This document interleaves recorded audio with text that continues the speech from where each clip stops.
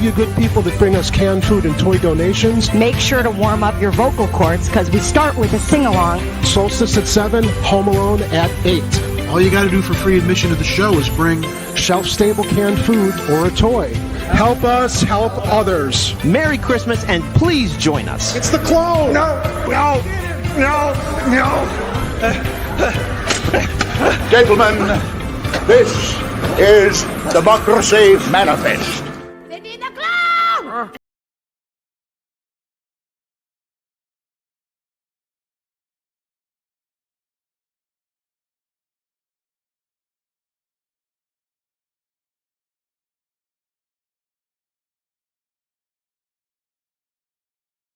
Get your hand off my penis!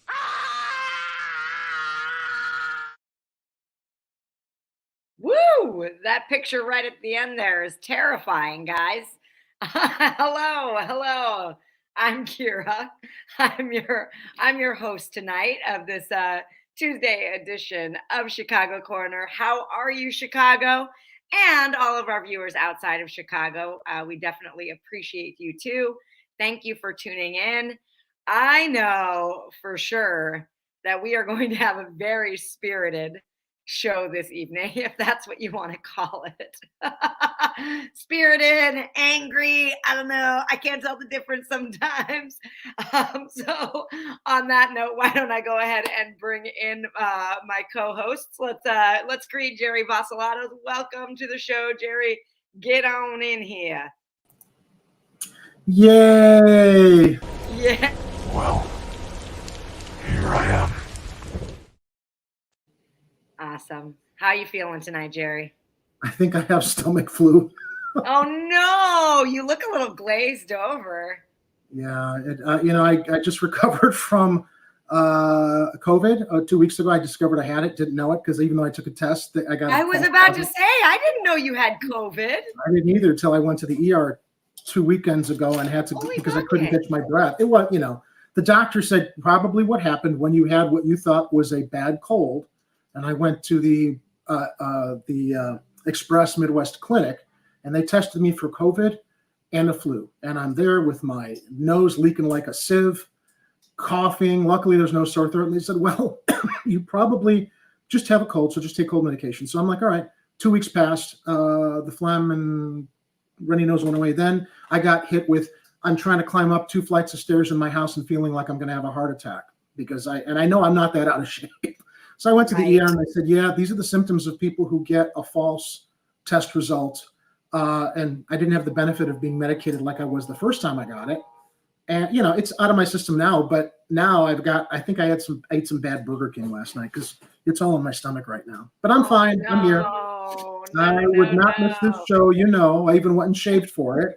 You are so dedicated.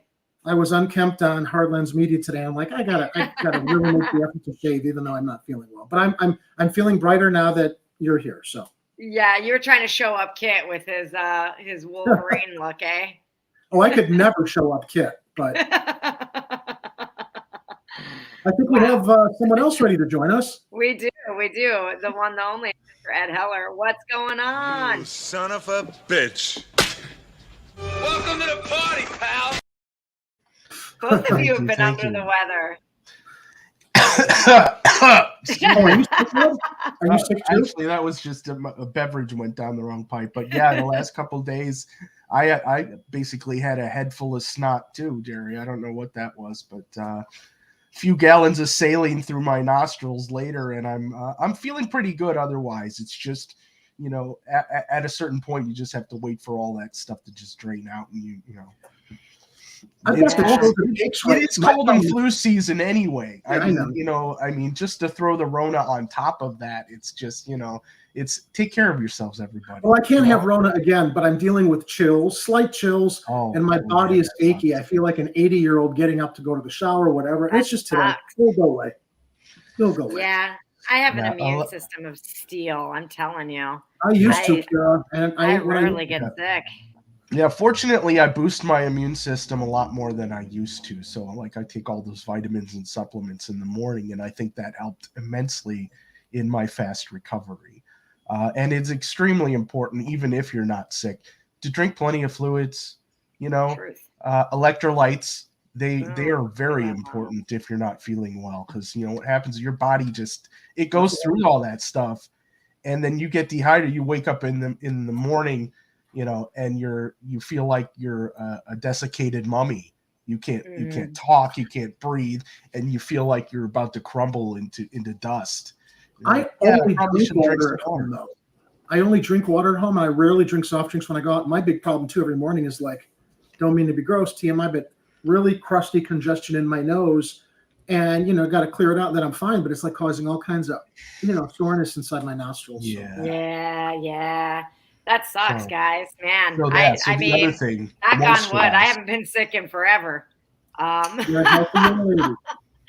Yeah, no, it's and I definitely should have gotten COVID a million times over. I should have gotten COVID because I wasn't the least careful person, but I wasn't particularly careful. Well, you are half immortal too. I mean, you got that going for you. I know.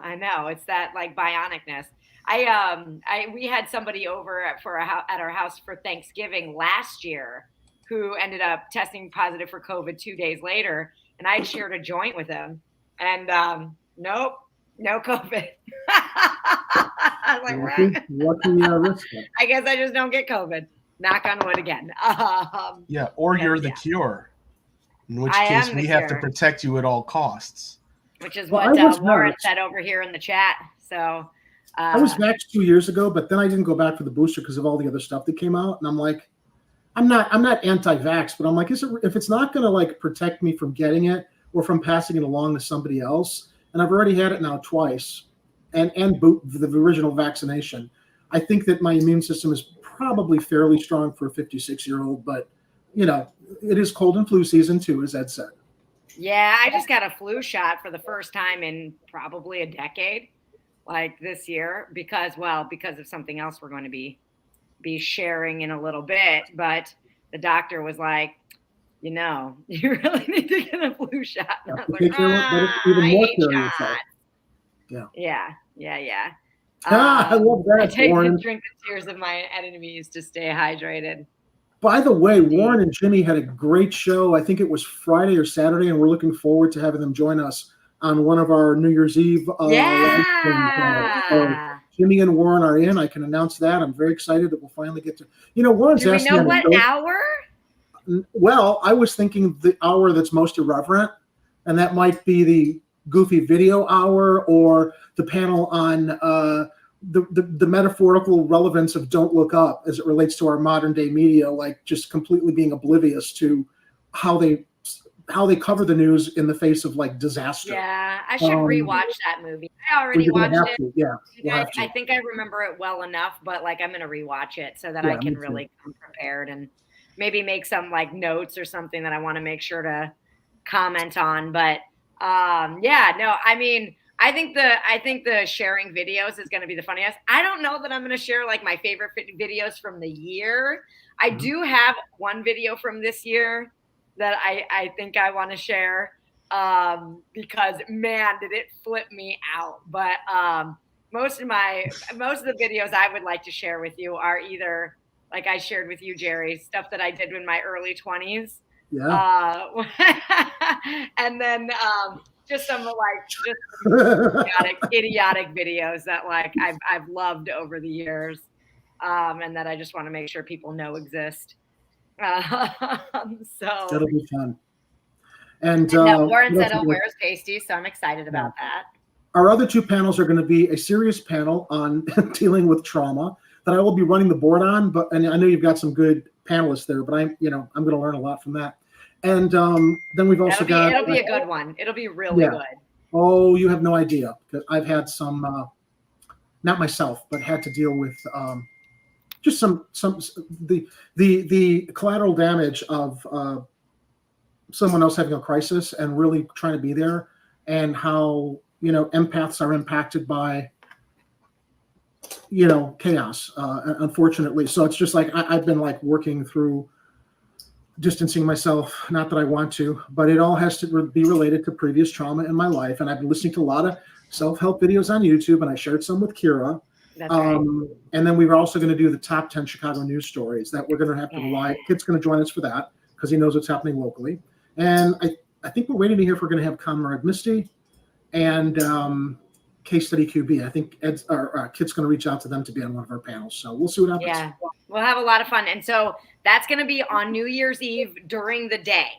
During the day. We're partying that night. We're not sticking around after. Oh yeah, no, I got my family's Christmas that night, probably then bingo afterward or something. But like, I am a hoot on New Year's Eve, you guys. Oh, I'm sure and then, and then I think we start at 10 a.m. I know, right? I'm wearing my pasties right now. It's just under the sweater, and I think we're on from 10 a.m. to 2 p.m. Central. Yeah. Something like that. So you'll definitely want to catch us hanging out, chatting, and shooting the shit, having a great time. So that's on New Year's Eve during the day. Every time I say New Year's Eve, I don't want to confuse anybody and make them think it's. We're going to be partying along with everybody else that evening because we have plans. Yeah.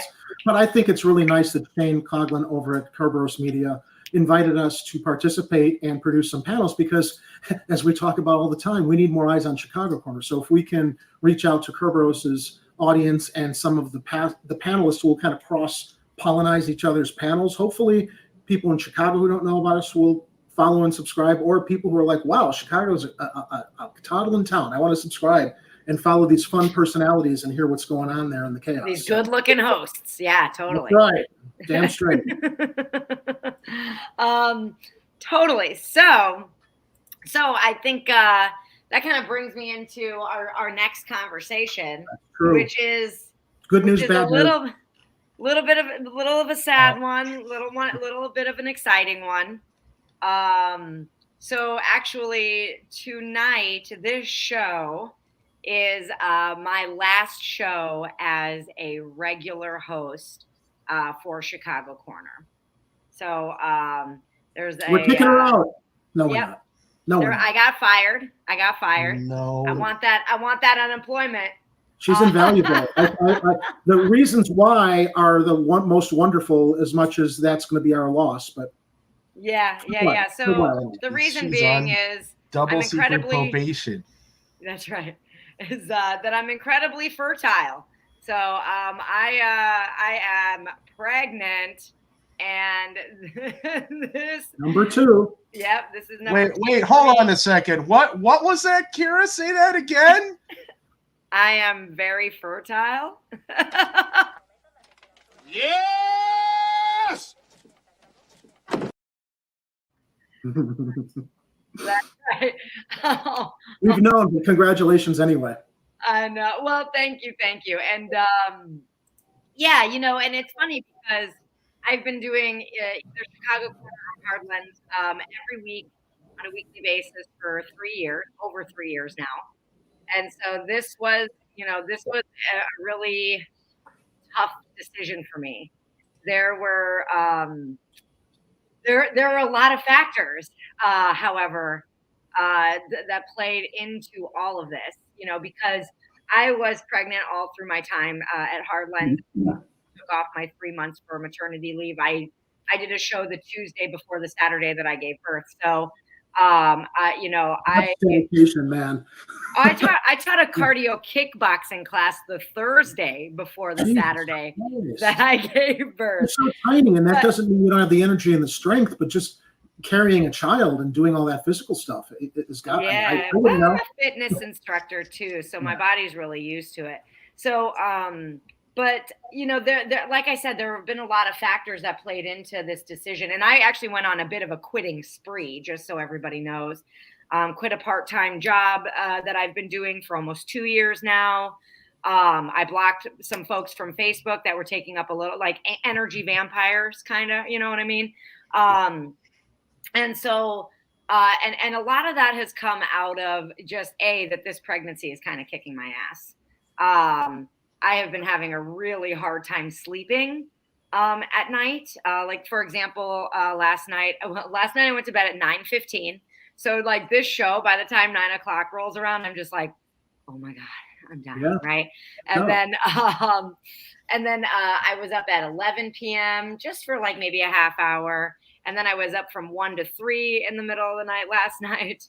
And then, got up again at 6 a.m. So it's just been, and that's kind of like every night is some sort of iteration of that. And it's just been really, really rough trying to function under that circumstance. And that's been going on since the end of September.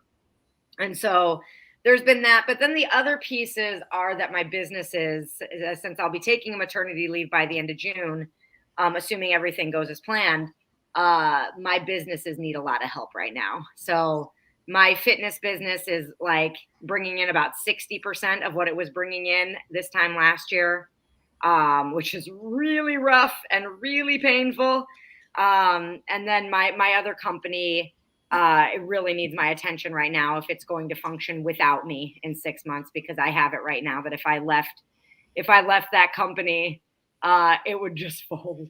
And that's, that's not really the sign of a healthy business either. So I want to make sure that I'm giving them all of the attention that I need to be giving them to make sure that they and I are in a good position to take the time off I'm going to need to like be a cow for, 3 months, basically. Cow. Is there a word for a female cow? Mama cow or no? Yes, Jerry. It's called a cow. Is it a cow, a heifer? I think a heifer is the female. They're going to be a heifer. The male is a bull. Or is a heifer a cow that didn't have babies yet? We're from the Midwest. But she's going to be having a calf. She's going to be having a little calf. I will be having a little calf, though. Yes, indeed. So that's largely, and I will still be involved with the show. Mm-hmm. I still plan on regularly meeting with Ed and Jerry so that we can make sure that the show grows, that we're really working toward this, sort of in the field coverage, working toward uplifting and highlighting, activists and really amazing things that are going on in the city, electoral politics, all of that. But I will be doing most of it from behind the scenes. So in the meantime, we've also, just to let everybody know, we gave Ed a trial run hosting a Tuesday night. And basically, Ed and I are going to tag team as anchors. Ed will do Tuesday nights. I will do Fridays, and we will both be there to support each other. So it'll be a two-man show. We will certainly always, appreciate having other people join us. But I do know that, between the two of us and what we're doing and how we can manage things, I think we're going to be all right. Plus, I know, I do whatever I can to like prep the show, because I know Kira's had a lot of stuff on Tuesdays with other responsibilities that I don't have. So I told Ed, look, let's, I know you work during the day. I can get your show notes up and the thumbnail, and it should be a smooth transition. So I think we'll be okay. Yeah, not a whole lot's going to change with faces here. Is the other good news. It's going to be fine. It's mostly going to be a little more coordination in the off-air times, right? And for the most part, we should be good. I mean, because I nailed that Taco Tuesday. You did. It was a good show. It was a good show. I never doubted you, but I know that Ed's a little bit shy, everybody. I mean, you wouldn't know it to hear him opine here because he's very, very articulate. But sometimes I've thought you're, a little bit shy about taking the forefront, and you were great. When I watched that show, I was like, these guys are going to be fine. I literally was like, not a problem. I have nothing to be concerned about, nothing to feel bad about, right? Because then there's like this whole like, oh God, what are they going to do without me? Which I have the attitude toward so much of in my life, and I don't have it here. Well, and of course, it's never going to be a problem because Kira doesn't need our permission to just jump back on and yell at us during any live stream ever. It's true. She's always to join us if she does. And but look, Kira is invaluable or valuable. Either way, we can manage without you, but it's certainly better having you here, and we're going to miss you. But, we're looking forward to when you can come back and spend more time with us on the air and also help us behind the scenes, because with this mayoral election season coming up in February, this is what I've been dedicating the past 2 years of my life hosting the show with you guys for, to finally feel like we can get in the field, talk to people, get answers direct, like we did with Wilson and Green and everybody at that mayoral forum, direct questions that they might be uncomfortable about, but that mainstream people aren't asking. And I think we've earned that. So as we move forward, we're going to look at more mayoral forums. There might be a runoff in February, which means we go to March. But we've been looking forward to this. So, and I've also shared with Kira, if you, I doubt you do, but if you do want to jump in on one of those live streams we're hoping to do at mayoral forums, we were trying to get you out for the one last Tuesday, but I know there was scheduling conflicts. I would have loved to have had you there. Yeah. Well, and doing a live stream here and there, and like going out for shoots or creating like a quick like news magazine around something. I have that space. It's just the week in, week out, full day commitment of getting a show together, getting it researched, and then getting myself ready, coming on air, and just being, all of that was just getting to be a lot for my energy levels and my wellness and all of that. So that's going to be, I feel like it's actually going to work out better for what our goals are. Because I mean, I'm on top of email. I'm all over things when I'm not being like, when I don't have all these deadlines that are constantly coming at me. And so, yeah, I think that will be good. And then we'll have that session at your place where you show me the ropes around the camera so that I can get back to my roots. Because I wasn't. It's not just going to be Kira with the camera. It's going to be Ed helping us.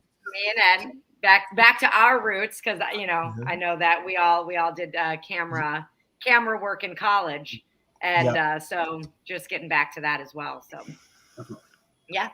All right. Cool. So that's that scoop, and I've got an update regarding Friday. Yeah. Oh, hold on. Let me try something for a second before you get into that, Jimmy. All right.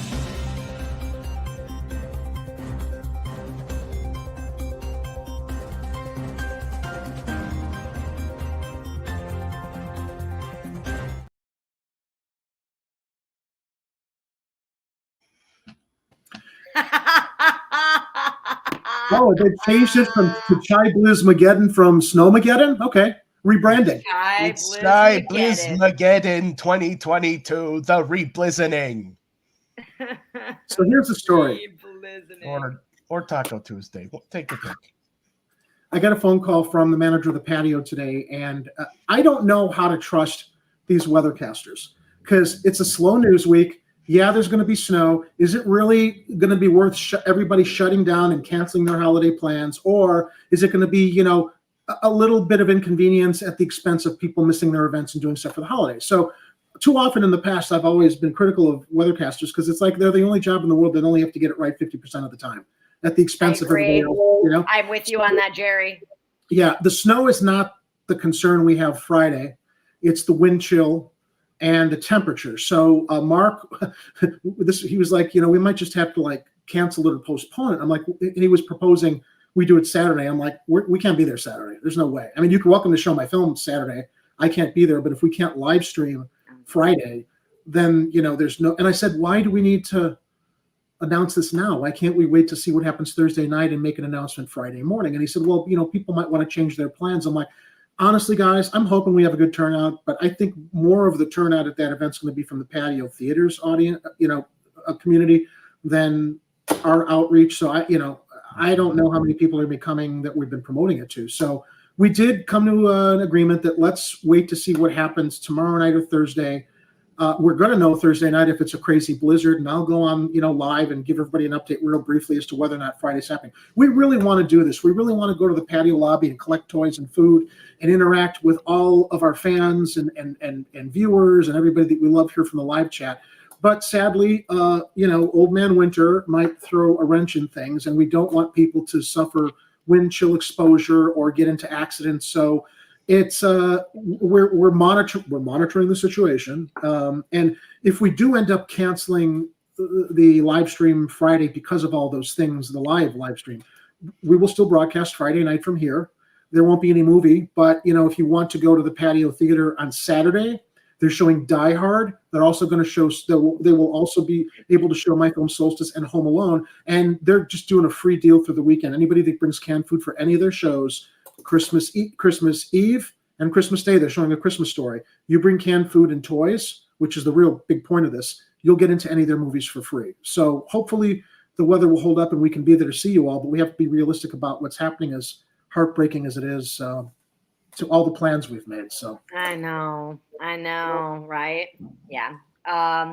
Well, I'm with you, Jerry. I've been disappointed time and again with weather forecasts, and had certain expectations of things being as a Chicago cyclist, right? So many times of one like, well, I guess I won't bike today. I'll take the public trans because they're predicting this, that, and the other. And then it never shows up. And I'm like, motherfucker, right? Yeah, so, I swear to God, if everything gets shut down Friday and it's like, just flurries and it's not that cold, then I'm going to like go postal on these weathercasters. I mean, I know weather patterns can change, but it's like a snow news week. I've got my mom and my dad who are seniors, don't go out. They're already freaking out. It's like, it's not a hurricane. It's not a wildfire. We had, what was it? Remember when we had the last snowmageddon that buried the cars on Lakeshore Drive? We survived. I do. It melted. Yeah. Everything's fine. You just got to stay warm, be inside. And luckily, it's not as life-threatening, unfortunately, except for those who are exposed, that I'm hoping whatever we do Friday, we can talk about warming shelters around the city for people in the tents and the parks and stuff. Yep. All right. Well, here's the forecast. Here's Larry to tell us things. We are basically local news here. Well, there have been some changes compared to yesterday. Larry. And Tracy Butler this morning were mentioning these changes, and the afternoon model runs that I've been looking at continue the changes compared to yesterday. So let's pause right there. Yeah, actually, I'm just seeing exactly what I was about to say. The world now. Because what I've been seeing, as soon as the last decade or so, they've been talking about how all the weather patterns were getting more extreme, and I had also noticed that a lot of them were moving through the systems faster. And I'm not a meteorologist, but when you constantly notice that they say something's coming and it ends up either not coming at all or it comes a day earlier, like maybe adjust your weather forecasts for that instead of waiting until instead of freaking everybody out who's canceling. It's like, we will know for sure Thursday what's going on, right? So we don't need right here. They're already telling us we're not going to get as much snow as they thought we were going to get, and it's going to start earlier. I'm like, yeah, that's what I always see happening. Yeah. Mm-hmm. Yep. Yeah, that's why I actually wanted to play this forecast because I mean they open it with like, and everything's changing, right? So I'm hopeful, is what I'm saying. Me too. This was planned to be a fun event for us to meet everybody and have fun and really bring everybody together after 2 years of being stuck inside because of a pandemic, and having some warmth and community amongst everybody. Plus collecting stuff for people that need help. So. And can I just say that I thought meteorologist was a person who studied meat? If only. Well, definitely much lower snow totals from the storm. Definitely. And an earlier start time to the storm as well during the morning to mid-afternoon hours on Thursday. The storm itself is trending farther east. That's why we've got the changes in the forecast. Look the out, main Uncle hazards Warren. remain the same. Extremely high winds, gusts 50 to 60 miles per hour, blowing snow, reducing visibility, and also power outages because of these high winds, which will really kick in Thursday evening and then continue through the day on Friday. The other really, really big concern here is the dangerous cold temperatures coming our way with below zero air temperatures and wind chills 20 to 30 below. Because we've never had that in Chicago before, right? We have, but I still hate it.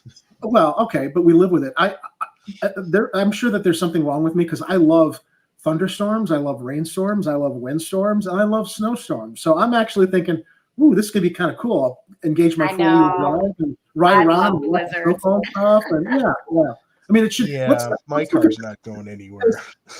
As Kara says, let's look at the possibilities. I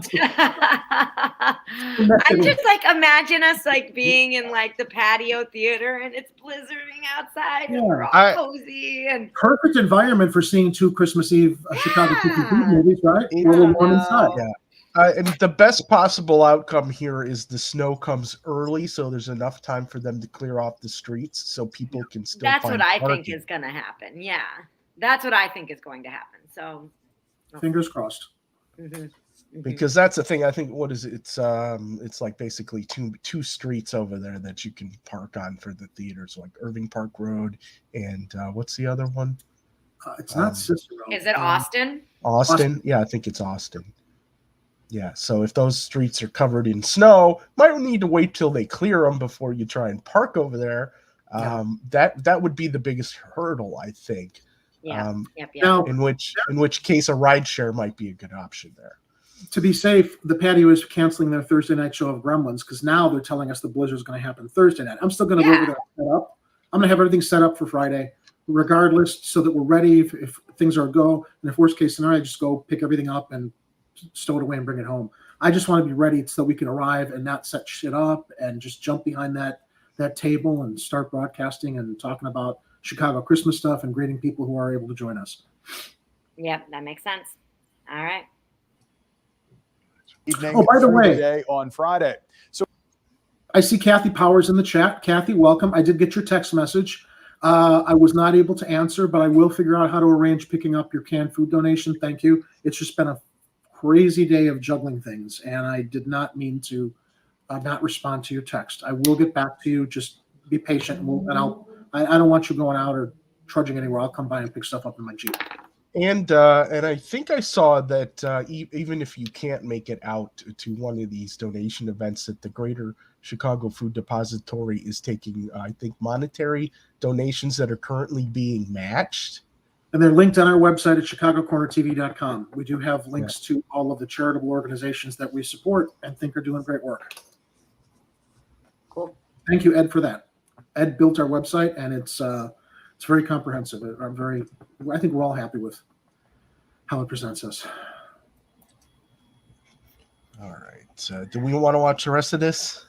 Yeah, let's see what else he says. Okay, let's see what else he's going to tell us. Says. So here's the winter storm watch. Again, the timing has been shifted earlier for the start time for this watch. Starts out here in our western counties at 9 a.m. Here across the city and much of the central area, it starts at noontime on Thursday, and then it starts at 3 p.m. in Northwest Indiana. It ends in every location at 6 a.m. on Saturday, but you can see the start time is much earlier than compared to yesterday.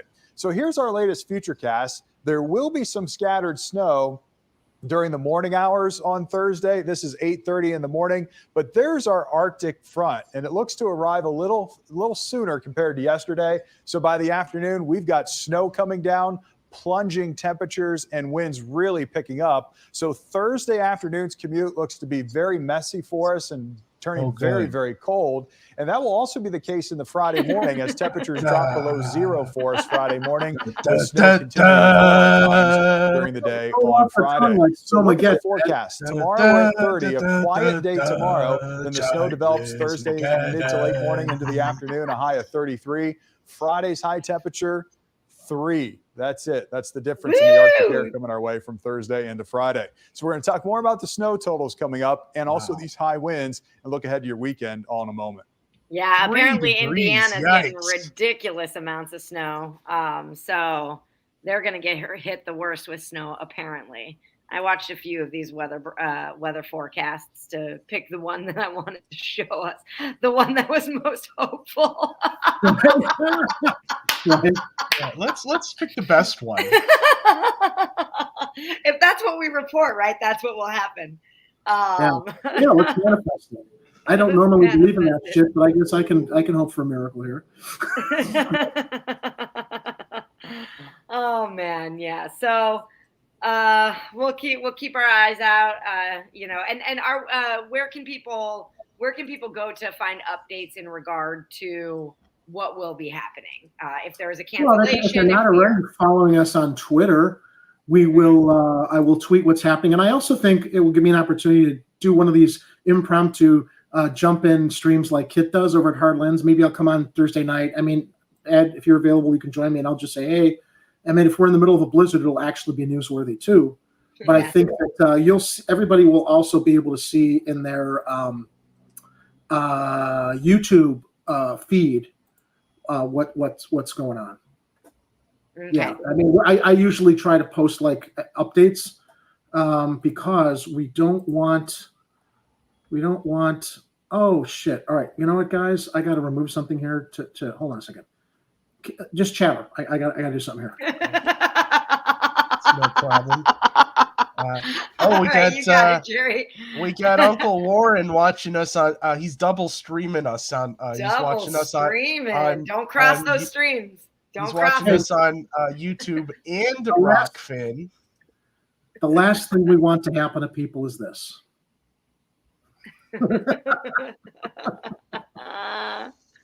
We don't want that. That would be bad. That would be bad. That would be bad. Yes. That would be bad. We do not encourage that.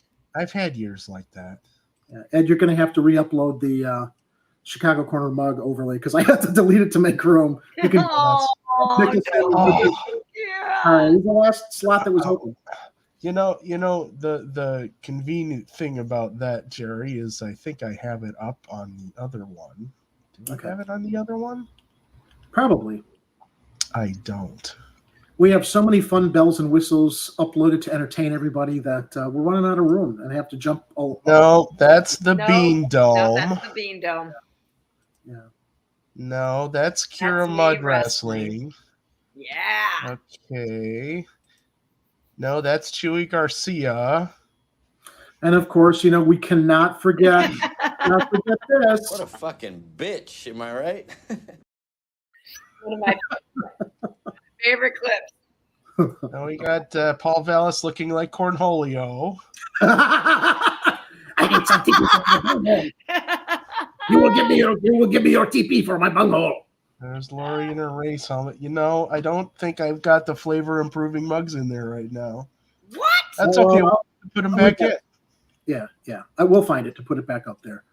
But thankfully, here's one thing we would never get rid of, and that's the ghost of our very, very revered. Is it showing? Oh sorry. I don't see it. You mean this guy? Very, very. Hey, see, you're clicking before I can. Hands up. Who is along with the Blues Brothers? I nominate. Jerry has nominated me to also be along with Jake and Elwood, the patron saint of Chicago Corner. Yep. Indeed. Good politics. All right. Are you guys ready to serious some things up? Never. But go ahead. No. I know. I'm so not in the mood to do that either. And now we're gonna, because there is news to share with folks that is important to just know about. So let's all get ready to dive into it. So Ed, do you have that video ready for the next story? I think that I can get it tossed up if not. Well, Ed gets that ready. Kathy shares she watched the Blues Brothers this weekend on Tubi, talking about our patron saints. And you know what else is available on Tubi? For people who can't make it to our event Friday night and might live outside Chicago, my movie. You can find it for free on Tubi and Plex. Yeah, Plex and Tubi are both streaming it for free. So, but that shouldn't stop you from coming out Friday if you can make it to give us canned food and toys. That's right. The whole Tubi thing. Yeah, I got placed on the streaming platform, which is cool. That's awesome. That's very cool. I had no idea that Martha Stewart was a sponsor for kitty litter. Is she She's really? a sponsor for everything, man. Yeah, she rakes in the bucks. She'd be a sponsor for sex toys if a company decided that they wanted to approach her on that. Oh, I bet that'd definitely be a thing. Don't give people ideas. Martha Stewart sex toys. Branded. Maybe they're like self-cleaning, maybe.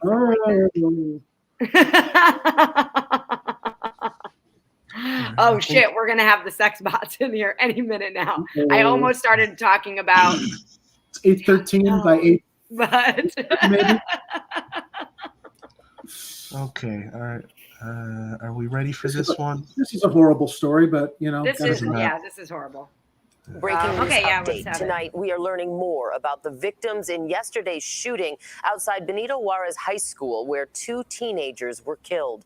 CBS 2's Sabrina Franza is live in Pilsen. And Sabrina, you've been in touch with some of their loved ones. Hi, Dana. We've been contacting those close to the victims today. All of this too fresh to even talk about. 2 teens have died. We now know their identities, and no one is in custody. It's quiet on Cermak, a small memorial on school grounds. Candles, flowers, much different than yesterday at dismissal. Shots fired outside Benito Juarez High School. Police believe this person might have been behind the trigger, firing across the flakes of snow, striking 2 teens in the head. We now know their names. 14-year-old Nathan Villegas. We spoke with his family earlier today, not ready to share details about the high school freshman, and 15-year-old Brandon Perez. Our sources are telling us that the victims did not attend the same high school, that only 2 of the 4 attend Benito Juarez. We connected with some of those close to the 15-year-old boy and 15-year-old girl who were also shot, now doing well and with family. The teenage girl was shot in the thigh, the boy shot in his leg and in his thigh. Mayor Lori Lightfoot responded to yesterday's shooting this morning, pointing to the pressing need for illegal guns to be taken off our streets. It's not clear if the gun used in this shooting was illegal. Chicago Police Superintendent David Brown did say that some investigators suspect this might have been part of a gang conflict, and as of Saturday morning, did not have anyone in custody. Can I just say that these still images of the suspect, I mean, not to throw too much humor on it, but I mean, they're about as clear as the ones you see of Bigfoot. I mean, you know, Kira, we've got such a surveillance state right now.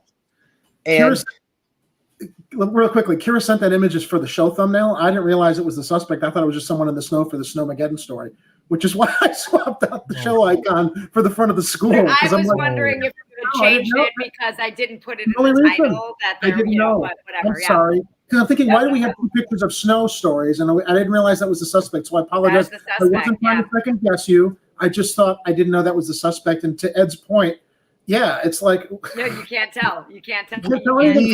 We live in these enormous surveillance states, and there are, people have these 4K cameras, and the military it can zoom in on people's houses from space.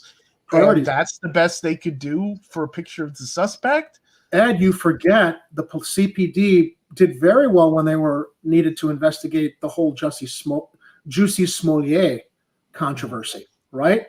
Mm-hmm. Look, what he did was abhorrent anyway, literally like trying to stoke a race war. But, I guess maybe to their credit, they got to the bottom of that real quick because he was a celebrity that they wanted to take down. Why aren't they using the same resources that you're talking about that helped them very quickly establish what happened during Jussie Smollett's claims to triangulating all of the HD cameras around the city to track what direction this guy went? We talked about this with that asshole who set Joseph Cromwell's on fire. They had a picture of him at the CTA station and one of the, I think it was on the Blue Line. I'm like, so did you look at the cameras at the top of the stairs on that street? Inside the train station? Why is it so hard? And ultimately, look, to their credit, they did catch him too. But maybe the other thing here is that they don't want to let on too much in regards to how much footage that they do have, because as we've seen in the past, as time goes on, they do end up pinching the guilty party. So I think this might be a wait and see, as critical as I am of the police department on a lot of other things. But that picture's weird. No one's going to identify this guy from that. No one's going to. I mean, the coat is very blue, I suppose. I mean, that's about it. Yeah, so it's incredibly unfortunate. This literally 2 weeks after another CPS student, high school student, got killed. Yeah, so this is, it just feels really rampant right now. And I do know that shootings have gone down since last year in Chicago, but it just feels like, especially the youth have been getting nailed a lot this year. You also had the shooting by the Bean earlier in the summer. It's just like a lot of really young people getting gunned down recently. Anyway, that's how it feels anyway. And it could just be. Oh, you're right. Same every other day. It's like I can't keep track of the shootings. I'm working on this gun violence documentary for a client, and the collateral damage on families who lose loved ones who aren't even in gangs.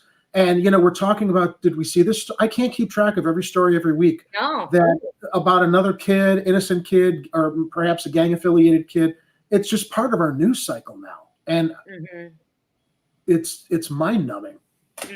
And it reminds me, also of like the conversation that we had after the Highland Park shooter, you know, where it's just like, oh, well, all these people got mowed down in that single shooting.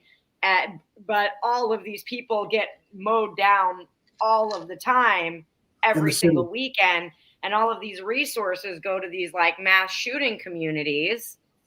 And it's just like, okay, like, when are the resources gonna come pouring in from, you know, people donating and you know, feeling so overwhelmed with like grief and sadness, you know, over these kids that are also getting shot, you know.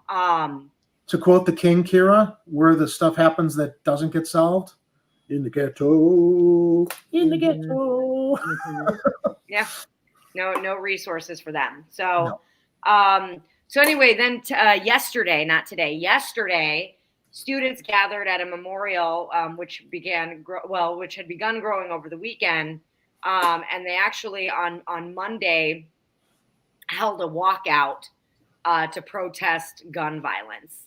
And I know that I know just from, you know, personal anecdotal stories, but then just a lot of these kinds of stories that students right now are really, really fed up, done with this like bullshit gun culture that we have in this country. Hashtag regulate ammunition. Hashtag regulate ammunition. Hashtag regulate ammunition. If you're not going to take the guns off the streets, let all the homosexuals collect all their weapons. And if you're going to ration something, ration the ammunition. You want to go to the gun range and target shoot? Great. You get a certain amount when you're at the gun range. You want to protect your home and you show that you've passed a background check for your shotgun or your handgun, we give you a box of ammunition. AR-15s, fuck you. You don't get that. Come on. I'm not anti-gun protection, but there's got to be limits. And I've gotten into it many times, Kira. When I've talked on Kids Show Hardlands Media, we talk about gun stuff. I go back and I read the live chats. There's a lot of angry people that tell me I don't know what the fuck I'm talking about with guns. I might not be a gun expert because I don't carry guns. I don't handle guns. I did get a FOID card, and I do know how to use a gun as much as I don't like guns, just to be at no safety. And there's no need for the AR-15s. You're not part of a well-regulated militia. You're not going to take down the tyrannical government as much as we know we now have one. They will drone bomb you. Okay, you want a shotgun, you want a concealed carry, a handgun for protection. The only reason I've considered it is like I can't run. I'm one guy on one leg with a cane, and if I sensed someone might want to target me, it's crossed my mind maybe I should conceal carry so long as I have been vetted, background checked, and follow the rules. There's nothing unreasonable about that. I don't need an AR-15 under my trench coat. No. Nobody needs an AR-15. Absolutely not. And you know, the ironic part of it all for me is that the only zombies come. Well, until the zombies. That's true. That's a good point. The ironic piece about the whole like, have I considered owning a gun thing is the answer is yes, I have considered owning a gun. And the reason I've considered owning a gun is because everybody's got guns. Just like, so it's just like playing into this like circular, you know, a snake eating its own tail sort of reasoning. But you wouldn't get an AR-15. You know, if you train with a handgun, that should be enough to protect yourself. Obvious, I know that. But it's the ones that want to take it beyond logical, reasonable protection to thinking that they're fucking Rambo or Schwarzenegger because they've got little pee-pee syndrome, right? Kathy, I could win your leg and beat him to death, Jerry. One-legged kicking contest. Yeah. We just have baseball bats like planted around our house. That's what we have as of right now. I have a mace gun. I don't have the little thing in my pocket. I actually have a mace gun. It's got a light on it, so you can like aim it at somebody, blind them, and then shoot the mace out. I mean, it's not lethal. I don't want to hurt. I don't want to kill somebody. But if I need time to get away and I spray them in the eyes, that's my option. That's what I have right now. If I ever need to go out with it. I recently heard that you need a FOID card to have a taser. Is that true? Might be, because taser can be a taser can lethally kill somebody if you don't know how to use it right. All right, yeah, because I have a taser, but I've never used it, so maybe I should look into that. Anyway, so you know they collected some quotes from students, they being whomever is CBS News, ABC News, my bad, of some of the students that were at this walkout. And here, I just wanted to, honor what these students are saying by sharing their quotes. It was just like traumatizing. I couldn't even sleep last night, just replaying that same image in my head, said Camilo Lopez, who was friends with Perez. I was looking through our messages and I was just crying and crying and crying. He was too pure. I'm sorry, I'm going to cry. I'm so pregnant. He was too sweet for this world. I can't imagine how his mom feels. He would always talk about his little sister. And then Jesse Rodriguez, a sophomore, said, I had one class with him. It was my last class that day, and that day that it happened. And that's the class that I had with him. And I just can't imagine that was the last time I was going to see him.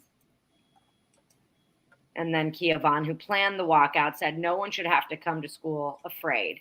Honestly, I feel like we should just come here to learn. We shouldn't have to come here and worry about like us dying or anything. Getting bulletproof backpacks, armored backpacks to protect yourself, which I guess is now a norm in a lot of school districts. Yeah. So I just wanted to read some of those quotes because, I mean, this is pretty serious stuff. This is incredibly traumatizing stuff. It does keep students from learning, when this kind of violence is happening, and it happens right in front of them at a place that they're supposed to be feeling safe. And so I just think that this is a horrible tragedy. And yes, we definitely need to do something about the guns, and definitely need to do some upstream thinking about how to resolve this gang violence, community action, activism, programming, all of those things. Yeah. I got this beat, Kathy. I got a sword cane. Could Zap folks never use it? Ran out of charge. Yeah. I mean, if something's going to run out of charge, a friend actually gifted me with a sword cane many, many years ago. I got to go find it. Yeah, that'd be kind of badass, right? Protection. So, anything else, guys, on this story? There's nothing more to say. I mean, I don't want it. I'm learning to to kind of like stand down, Kira, and not go nuts, because I know it's not going to change anything. It's just channeling. It's just expressing my outrage, which I know a lot of people have, and that's why I sometimes kind of go off on it. But it's like all we can do is extend our best wishes and hopes and sympathy to these families that are affected, and just ask, like, when is it fucking going to end, man? Yeah. Why, Lightfoot? Yeah, great. Okay, so Lightfoot wants to. Yeah, okay. You say that over and over. What are you doing? What are you doing? Why aren't any of our legislators, who are probably taking a lot of money from the gun and ammunition companies, not realizing if you regulate ammunition? That's not a crazy thought. When I pitch that, people are like, you're crazy.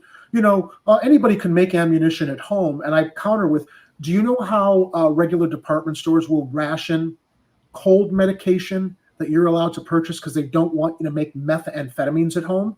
There are more people that buy cold medication that they limit than those who are going to go buy the raw materials to make ammunition in their homes, if they're smart enough not to load a shell and end up having it blow up in their faces. So that's a completely bullshit argument in regards to, regulating ammunition isn't going to do anything. Fuck you. It will. It's going to make a dent if it's properly proposed and if it's properly implemented.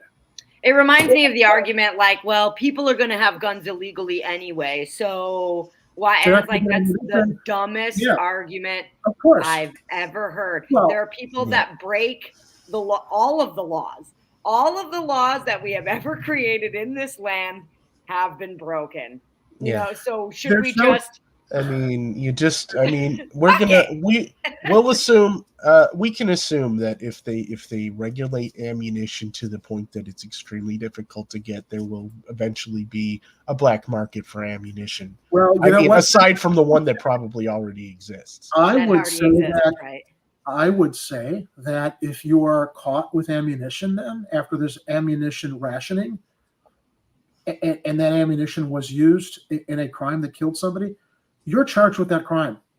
And here's the other thing, ballistics, they can mark shells, guys. I mean, the level to what those in charge can really do if they want to track something, they can do. It's a matter of priority. You could serialize gun shells, know where they came from. If they were stolen, that you know they were stolen. I mean, again, when you're limiting people from like trying to treat their cold in stores, hundreds of thousands of those people, as opposed to like, I don't know, the 1,000 or 10,000 that are like trying to get ammunition or make it on their own, they have no problem rationing cold medication. So they should have no problem rationing ammunition and tracking it. And if somebody black market ammunition, you trace it, like you trace the serial number on a gun, great. Guess what? You're charged with a capital crime if you traffic that ammunition when we're rationing it. And guess what? You can get the death penalty for that too if it turned out. I used to be anti-death penalty, you guys, because of the way we know that Chicago cops have framed people who weren't guilty. But when you know that and I know mental health is an issue. I don't know. I'm not going to propose the death penalty, but it's like, at what point, how do we fucking make people realize we're done fucking around? Innocent people, children. It's go ahead. I think definitely making guns like AR-15s, semi-automatic, all of that needs to go. Sorry, like there's no reason for citizens to have military grade style weapons, especially considering the reasoning for it is, like you said, Jerry, and I hear it all the time, tyranny of the government. The government will kick your ass. I was watching Family Guy. I was watching Family Guy the other day, and who's the guy in the wheelchair? Peter Griffin, the father? The guy in the wheelchair, his neighbor, Joe. Okay. He kept going into this song like about how amazing technology is right now. It's like, you have an iPhone in your pocket, it could launch a rocket. And then a spotlight comes on him and he goes, but what does the military have? It's just like once again, they can see your house from space. Google Maps, everybody. I've looked at my neighborhood and my building. I'm like, whoa, they can get pretty close along with the walking street view. So it's 1984 already. Orwell was right. Hashtag Orwell was right. Talking about ammo or weapon limitations and all that stuff, in my mind, are still short-term solutions.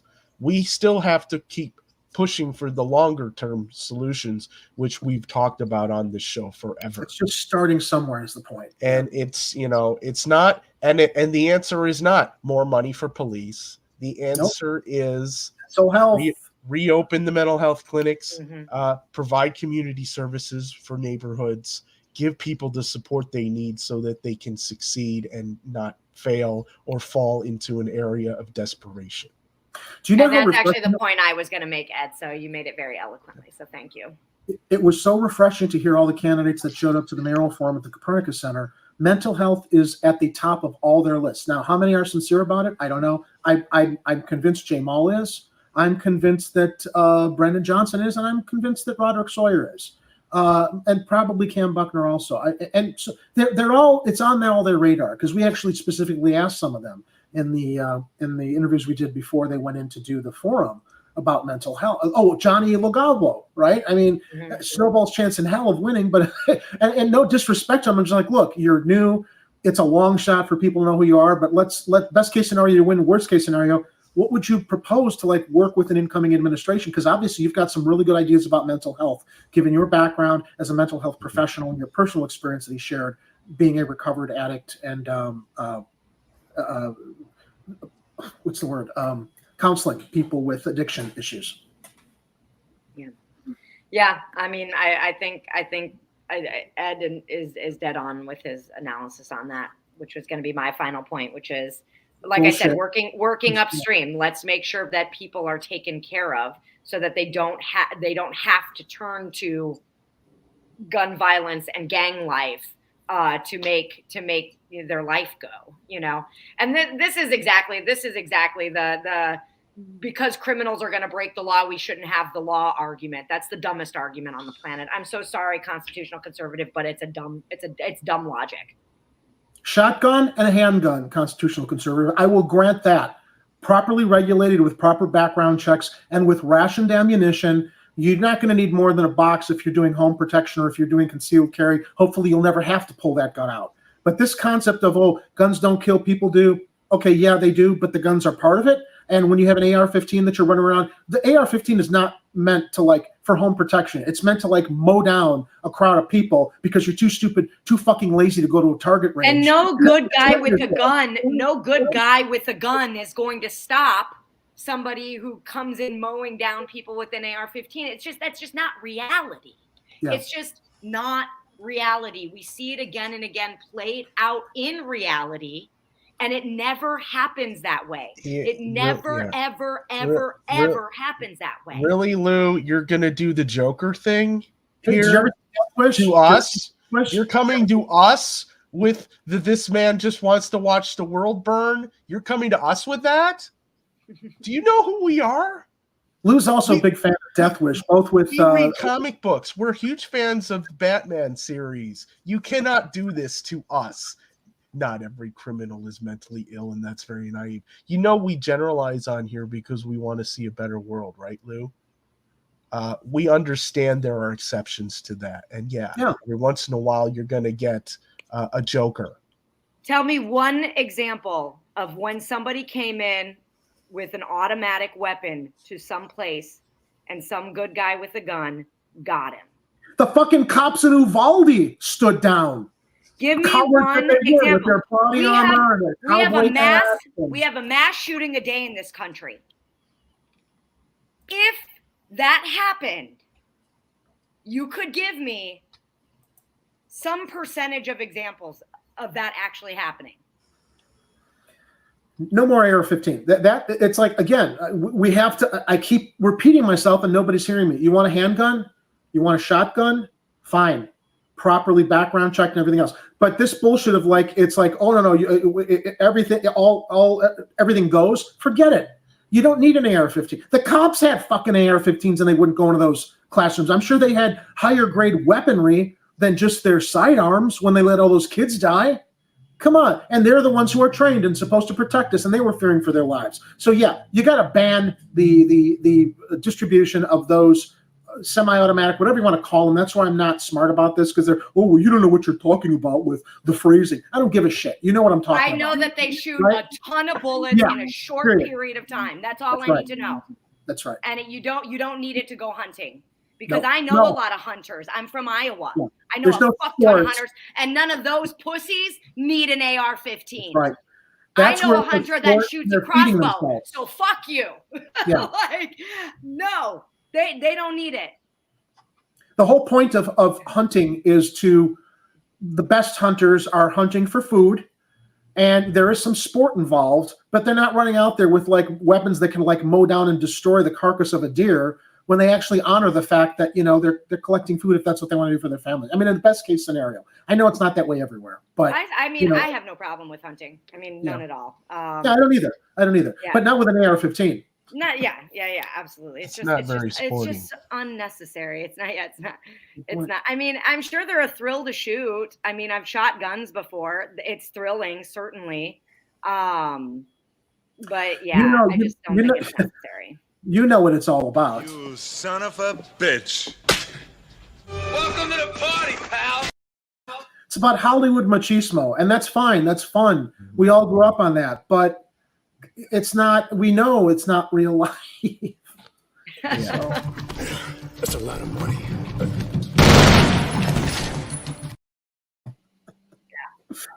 Yep. And then Lou says to me, he likes you're on fire. Married, I love it. She's married, Lou. But I love you, Lou. I love having you in the chat, because I don't know. I like disagreements. There's something about it that does get me like, I like it. So I do. My husband and I fight all the time, and then we bone. You know, that's how it works.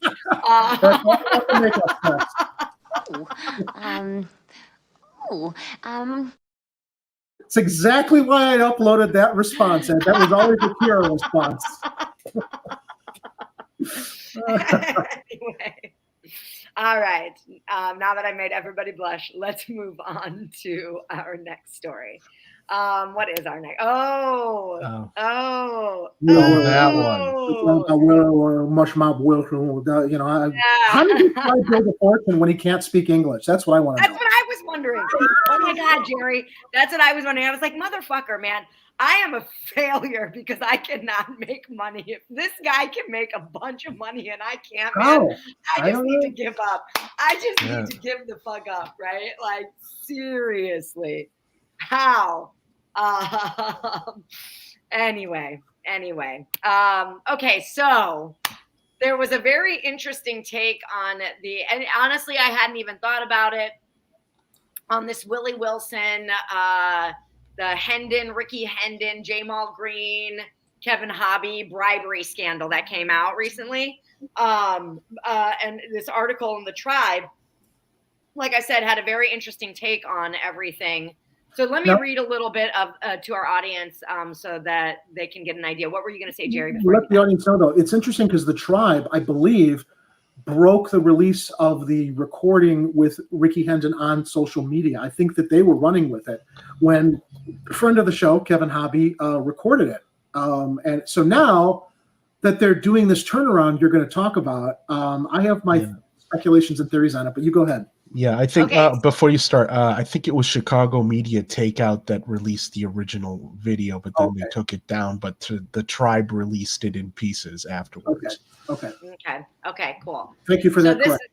This is just bits and pieces from the article. You can read the entire one. They give a little bit more context of Chicago history, blah, blah, blah. But I kind of pulled the most important pieces just to have the conversation in regards to this whole bribery thing.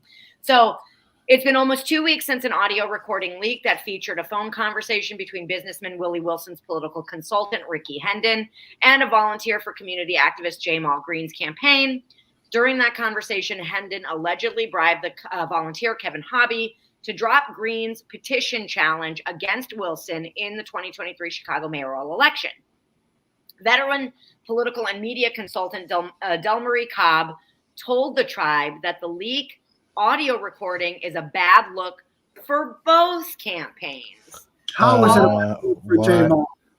How? We'll get to. Go ahead. We'll get to it. And I mean, like I said, I really hadn't thought of this angle, but I mean, it's definitely an angle, right?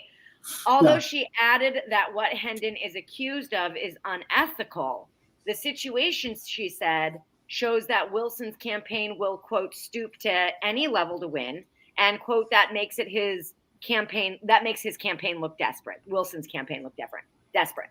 But added that it demonstrates that Green, this is so weird, can't be trusted. What? What does that even mean? Okay, first of all, can't be trusted with who? The untrustworthy people working inside the dirty Chicago machine?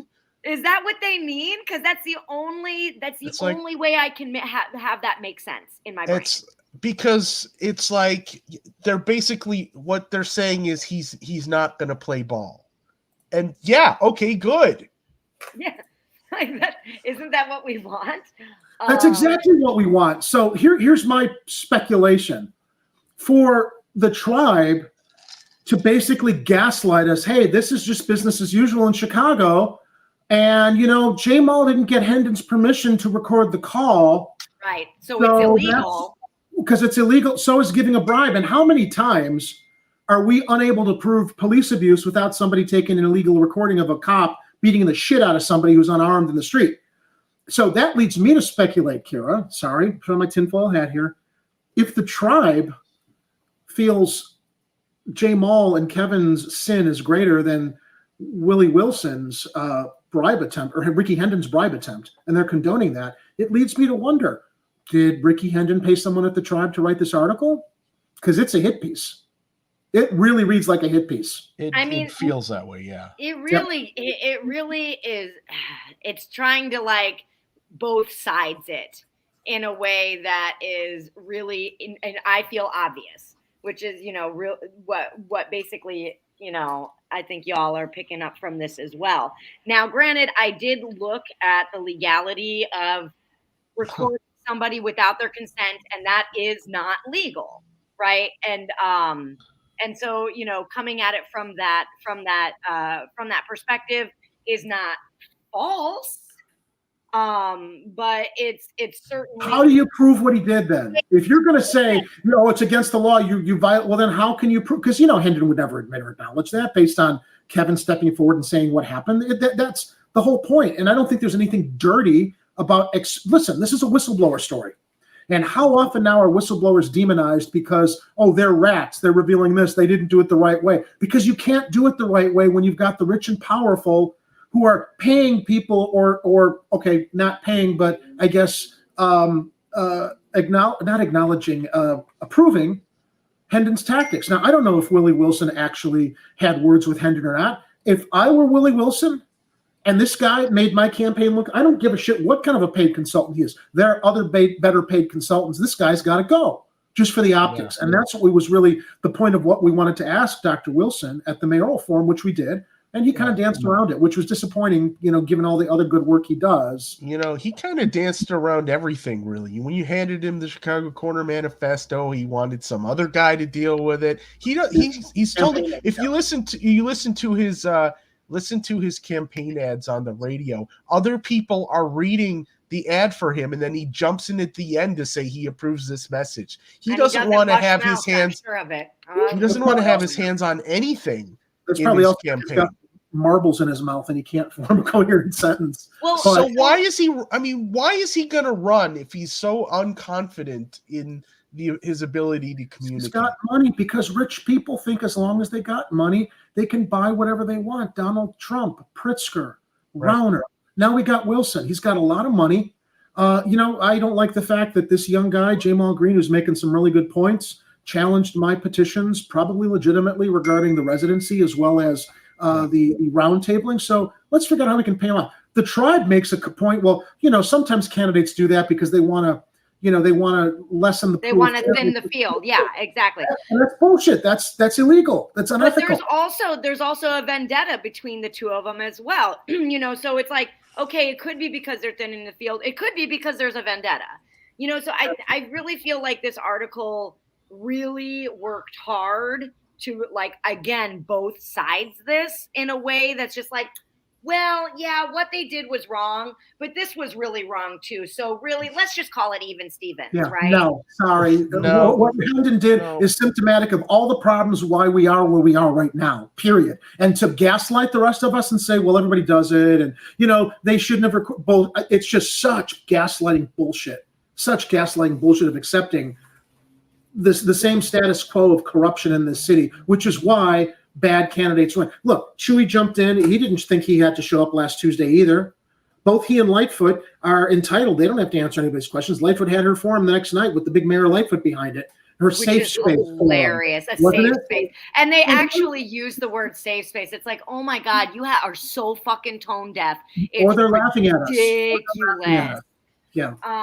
So anyway, this woman Cobb goes on to say, it's just a matter of who people think did the most wrong. So what side is public perception going to fall down on? Is it going to fall down on the side of you can't be trusted, or you'll do anything to win? Even that framing, you'll do anything to win versus you can't be trusted. Right? You'll do anything to win has a slight positive connotation to it, doesn't it? And then you can't be trusted. By whom? By whom can he not be trusted? Who's trying to bribe you and fix the election by knocking you out? That's why it's such a slanted situation. It's like there's nothing wrong with this is like a whistleblower framework. And they're not even using Hendon's history in this article. Yep. That's such a good point. He's bribed people before. That's why he resigned. They stole money. They stole grant money. That was for the black. We have to say allegedly. He's never been convicted. Otherwise, he should be in federal prison right now. He should, because like all the elite, he probably had friends with money and high places prevent him from being charged and thrown in jail. So we don't see him trying to manipulate the candidacy or the results in these petition challenges right now. Yeah, so here's where the article goes into basically sugarcoat what that this is the way it's always done. So what's wrong? It's not unheard of people trading jobs, money, and contracts. People trade all of those things. Cobb explained. Yes, and that's what's wrong. Opponents in the race want to eliminate as many people as possible because they hate democracy. To avoid a runoff. She explained that the more candidates that there are, the harder it becomes to avoid a runoff. The last two mayoral races in 2015 and 2019 resulted in runoff elections. So Cobb said it's common for some candidates to tell their opponents, I don't want you splitting the vote when you don't have a chance of winning. You don't have a chance of being the nominee. So we need you to get out. That's a different conversation. That's actually a different conversation, though. That's a totally different conversation. Hey, we're all progressives. Why don't the people who don't have a rat's chance in hell of winning get out? And Wilson must be worried that he doesn't have a good chance because of what Jamal brings to the race, right? Why would you even do this if you didn't think that you were injured or that your petition challenge was going to stand up once it's looked at? Well, I do think that there is that vendetta, right? I think there is that. And then Jamal Green is he's definitely a candidate that is shiny. We'll put it that way, right? I think he's going to get a lot of attention. He's got a lot of really good systems ideas, Great ideas. Although it is a common practice, Cobb said that what is illegal in this case is whether or not Green's campaign worker recorded the conversation without Hendon's consent. Can you imagine them completely avoiding investigating Hendon because of the red herring of Kevin recording that to prove that this guy tried to bribe him? You want to have that conversation? It's diluting the race. As you said, Kira, that's fine. When money enters the picture, then there's a crime being. It's like Blago on the phone. What are you going to offer me money-wise? And that's what there may be a First Amendment issue along the lines of when being able to record someone. So that might be something that could be challenged in court as well. To me, it's such a red herring irrelevant, though. But exactly. Anyway, the details of how they can nail Jamal while completely condoning and absolving what Hendon did to basically try to coerce Jamal. And good for Jamal. He's like, no, fuck you. I'm not gonna walk out of this. We know that you're round table. The evidence is strong. You don't live in Chicago. Why would we? And what are you worried about? Are you really that worried that our challenge could potentially take you down? Because if you are, maybe you should have considered whether you're going to run to begin with or not. Yeah. Mm-hmm. Yeah. And speaking of bribes. Well, real quick, I wanted to give you Jamal's, and then we can go into that. I wanted to give you Jamal's response to this, which is after talking with our counsel, the video did not break the laws. It was a public setting, and Ricky was engaging in criminal activity. We want the proper authorities to investigate this matter further. Good for him. So, yeah. So, we can go on to talk about the bribery that Willie Wilson is engaging in right now as he tries to buy votes.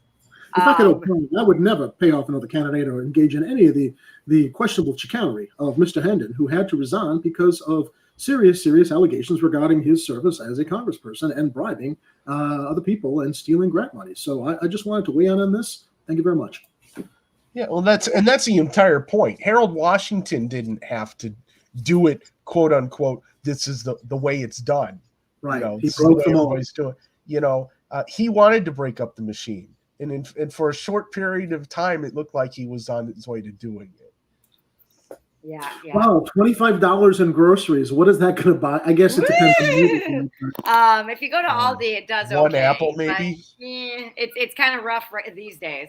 So Willie Wilson's out buying votes. Doing giveaways, doing philanthropy. I keep misspeaking tonight. Isn't that crazy? Well, we missed these. These were this morning. The grocery giveaways. Those were this morning. With me, and you'll be. So tomorrow he's doing gas giveaways. Yeah, because he's full of gas, is what it is. He's full of a lot of gas. To be fair, so am I right now. So let's see. But of course, even though we highly recommend not voting for this person, take his money. We don't. Take his money and vote you should take his money. I think you should definitely take his money. Yeah, if you're anywhere near any of these gas stations around 7 a.m. tomorrow, take advantage of free gas, man. save money where you can. I'm not above it. Even Whatever. if it appears to be a blatant bribe by somebody running for mayor in a town he doesn't live in. Yeah. And he warned people he was going to do this, right? And he warned everybody he was going to do it again. So yeah, and we had talked about Willie Wilson's vote buying. I mean, God, giveaways before, and you know, in previous shows, and the reason that the officials give for it not being vote buying is because he has been a part of philanthropy for some time. To be fair, he's also been running for mayor for some time. So what? Yeah, constitutional conservative. What is the bad rap? If anybody watched that forum, you know. Well, I mean, a lot of people wrote him off and said this is the end of it because he can't put a sentence together. He's got nothing. He's got nothing valuable to contribute, and he can't form a coherent sentence. You know, a good people, and this. Well, okay, fine. I mean, fine. He has a couple good opinions that we agree with, like we should get rid of the red light cameras. Okay. Yeah. Well, he also wanted to pray. That's a no-brainer. And who knows if he grabbed that opinion from somebody else. General, he's anti-tax in general, right? Because he doesn't want to pay. But that's not for you. That's for him. That's right. Yeah. Well, and that's the context he comes from when he talks about that. It's just like he's just anti-taxes, and unfortunately, that's not horribly workable. The way he pandered to that auditorium at the end, I wish we could have started this forum saying a prayer. It's like, no, motherfucker. Sorry. No, there's a separation of church and state. This is not the place for prayers. Yeah, you do that in your church, and that's fine. Unless you want to make a bunch of people, including myself, really uncomfortable. That's right. But he's pandering to those that think that subscribe to magical thinking. Oh, okay. Kathy's saying that he has a learning disability, so that I did not know that. Well, then I apologize for my tracks. I didn't know that. But okay. Well, then he's been very successful overcoming that, being the millionaire that he is. So I'll give him credit for that. He's still vote buying, in my opinion. Yeah, that's irrelevant. The fact he has a learning disability, I'm sorry to hear that. I'm very, very happy to see he's overcome that with his success, but he's still vote buying. Oh, here we go. Here we go. That's another show.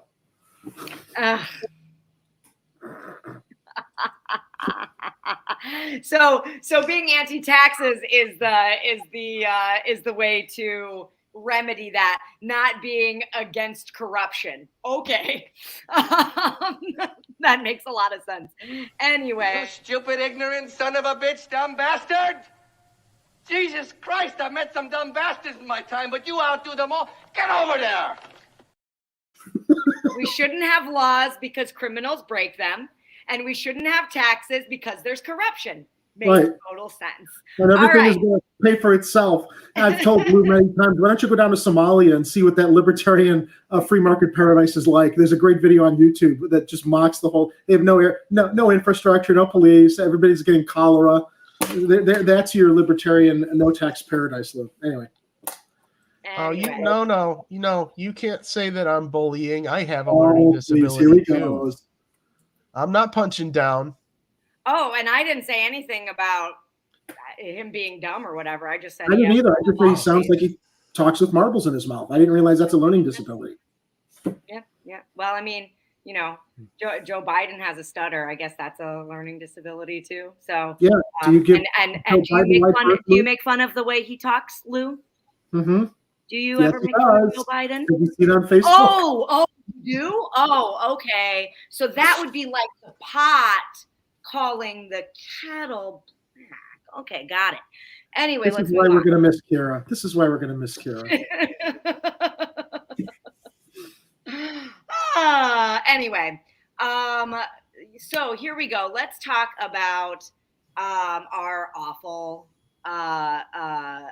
health care system. Do you happen to have this video queued up? Oh, you mean this one? Oh, this one? Yes, that one. An Illinois family is planning a fundraiser so their 8-year-old son can have much needed surgery. Liam Doxey has severe combined immune deficiency. He's been in and out of the hospital for treatment since he was an infant. His family says the surgeon qualified to operate on him also practices plastic surgery, so their insurance won't cover it. They'll be holding a benefit next month to try to raise $53,000. It's not a butt lift. I mean, it's a pediatric, time-sensitive emergency surgery that he really needs. It's really hard. Because if you were in my body, then you would feel like what it's worth. Oh my goodness. Gosh, wow. You know, from a consumer standpoint, really want to know what this insurance policy is all about. And which company is this? So the Love for Liam benefit will be January 15th in Coal Valley, Illinois. There's also that was the really irritating thing about this story is they never listed they never identified the insurance company. Wow. And I wanted to out this insurance company so hardcore. These fuckers, man. Motherfuckers. Yeah, that seems like bad journalism for them to not include that information. Yeah. Well, apparently now the insurance company has, in fact, decided to accept the claim. I think after they put together this fundraiser, after they were shamed, exactly, into doing it because they are now going to cover it. But of course, there's still travel expenses and all of the other things that come along with this kind of medical ordeal. So in other countries, this kid would have gotten immediate medical care. He wouldn't have gotten a bill. Very likely his government would have paid for his health care. Did you guys catch any of today's Hardlands media show I did with Kit? No, I did not. Okay, so we were talking about the Pentagon's accountability issue. 60 cents of every dollar U.S. taxpayers pay that goes to the Department of Defense is unaccounted for. So they're only accounting for 30 cents on the dollar, and they're spending trillions and trillions of dollars.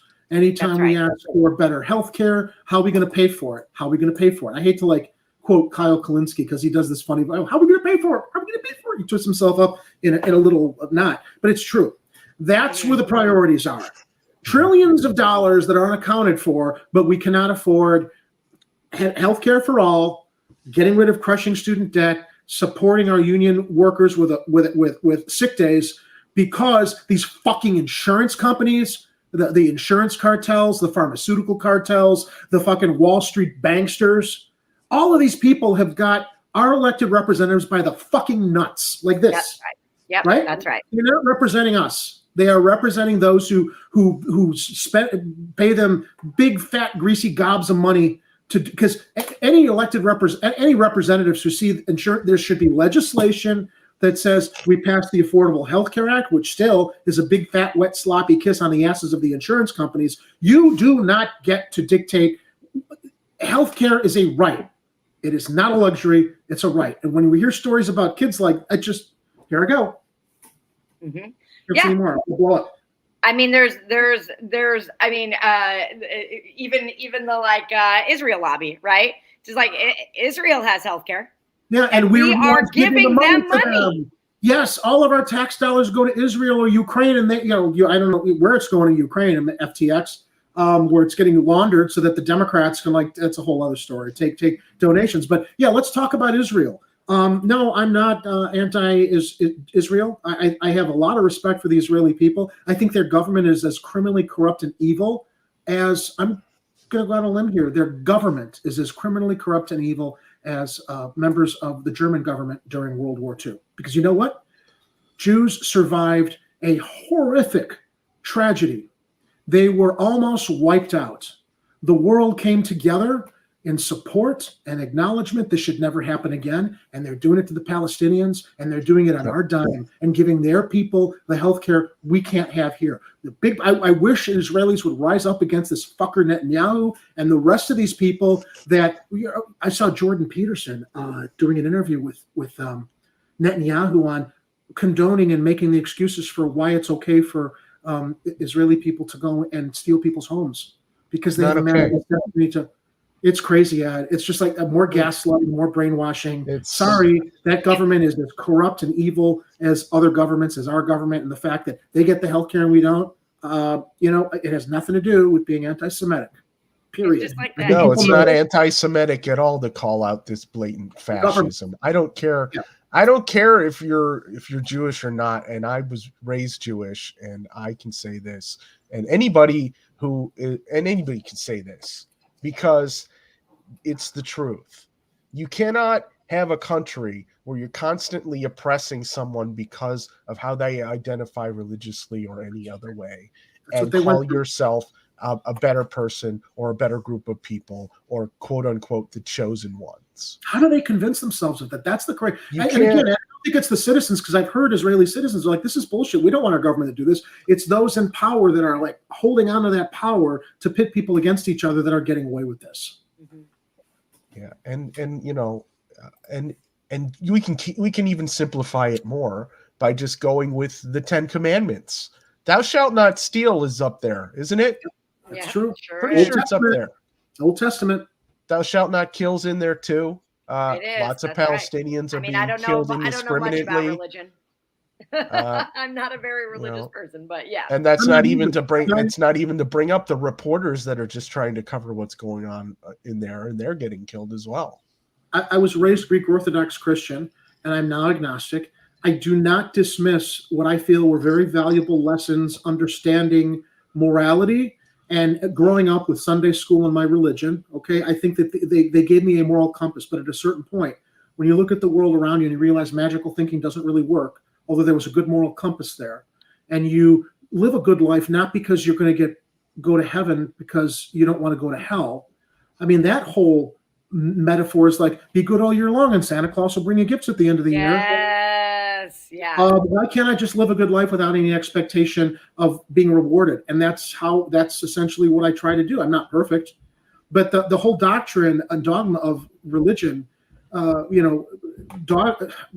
brainwashing people that like sin all you want, but as long as you acknowledge, ask for forgiveness. Oh, let me tell you something else. Great, interesting story related to this really quickly. I met a new Facebook friend. Her brother used to be a Greek Orthodox. He's passed now. He's deceased, but he used to translate ancient Greek church texts. And she said to me, he shared with her the literal translation of some of these ancient Greek texts regarding everlasting life. It wasn't about going up in the clouds in the sky. It was literally, if you took it literally the way it was about reincarnation. It's about your everlasting life is your energy that makes you, your soul in your body, the electricity in your head when you die and you've got like this husk that wasn't you, this shell, that energy that's you off into the ether.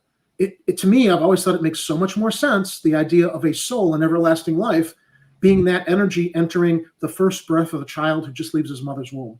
Because there have been kids 2-3 years old who have recounted past life experiences that there's no way they can have any and they've checked them, and it's like, how did this kid know about this history? So when she told me that, even the church is subverting what the texts are literally translated so that they can have this whole control over, it's heaven and it's this, instead of acknowledging, why can't we look at how faith can coexist with science and energy and what we do know and what's possible, as opposed to the man with the beard in the sky. Mm-hmm. And you get the mansion and to hang out with your other dead relatives when you're gone, because you're afraid of acknowledging there might not be anything for you after death as you know it, but that energy, your spirit, can certainly live on in another vessel.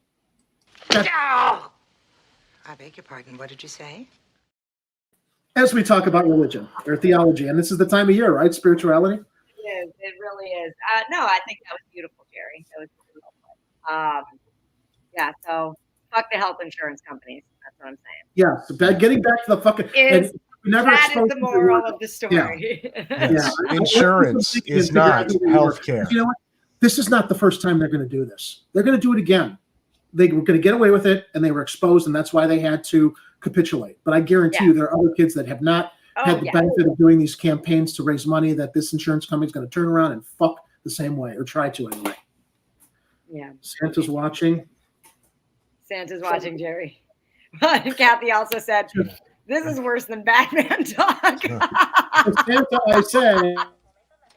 Yes! How is this worse than Batman talk? We're talking theology and important things and greater thinking to try to figure this mess of life out. And then Lou says, Jerry was reading comic books and not the Bible in Sunday school. He's right. And you know what? I think the stories of morality were better in the comic books, to be honest. I learned more about living a good life from Batman, Superman, and Spider-Man. Although, you know, the tales in the Bible of Jesus guiding us, whether he lived or not, I don't know. I don't think we can know. I mean, that's a whole other show. But it's like our parents or my parents who are now in their 80s, they're seniors who went to school and read, you know, the mythology of Greek mythology, you know, Zeus on the mountain and the Iliad and the Odyssey. These are legends. And I do think that if Christ lived or not, his story changed over the years to serve a narrative with organized religion, because a lot of the Christ story is very similar to other faiths that preceded Christ's alleged time on this earth. So that would be a good show to do sometime, though. And then Hoptocopter asks you, don't you think you could have arrived at the same compass point without religious guidance? Yeah, well, if that depends on if you have parents who raise you right. And luckily we did also, me and my siblings. I think we had parents that raised us right. But I do know there are a lot of people who've never been exposed to religion and they live good lives. You don't need religion to like give you the moral compass. I was not raised in a religion. Yeah, it's just like, how do you want to be treated? Great, treat other people that way. If you want to be treated like shit, if you want to be abused, if you want to have people steal from you and rob you and make you feel bad, and you that's okay for you, why would you want to? Or if it's not okay for you, why would you want to engage? That's the golden rule. That's the simplest manifestation of the golden rule. Do unto others, whether it came from Jesus or whoever, or Batman or Spider-Man. Do unto others. Yeah. Anyway. All right, right on. Okay, so next up, I wanted to touch on. There wasn't a lot of information on this next story, but I do want to highlight it because we are having Bruce Wayne. Okay, go ahead. Who are you in a past life? We are having kind of a large number of police officers committing suicide. There have been 6 this year alone. And a young police officer in her 30s was found dead in her home. And they suspect it was from suicide. So I know that there's like a really short video. There's not a lot of information that had come out about this as of yet. But I don't even think in the article that I saw that there was any name released.